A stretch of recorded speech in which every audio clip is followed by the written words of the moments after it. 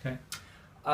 My little tips for today, things that I've found. So it's marketing time, consumerism, human nature determines what we do. I mean, there's huge departments in the world that are geared towards finding out, doing studies on consumerism, marketing, human nature. You go to a shopping centre, different aisles will have different things and different packaging to attract and appeal to people. You've all heard about children having at the actual counter where you're going to pay the toys or the lollies and things like that.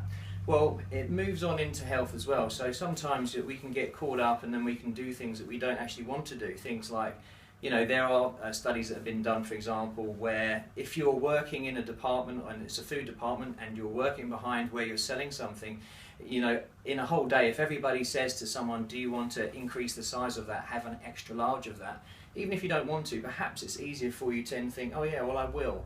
So keeping an eye on things like that in health and nutrition as well.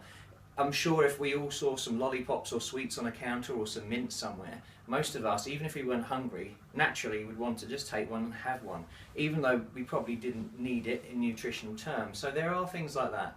Making small adjustments is basically what I'm getting to. Every day, if you're looking at getting into health, if it's to improve fitness, for example, increasing the time that you're on a machine or doing a distance of walking or increasing the distance by just a small increment every day, it's a bit like having a savings account, a bank account. Gradually at the end of the year, you've got more in the bank, a little bit more like fitness. You've burned more calories, you've done more distance, you've done more to help yourself.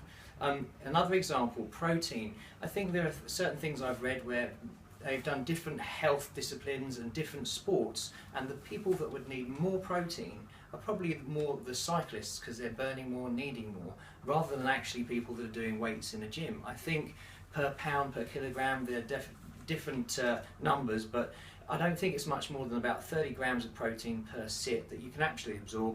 After that, if you're eating 2 or 3 buckets of chicken, what you're going to have is probably more damage to the organs, so the kidneys, and actually probably just urinate or all that kind of thing in order to get rid of it and process it. So my thing today is, yeah, Christmas has given me the idea.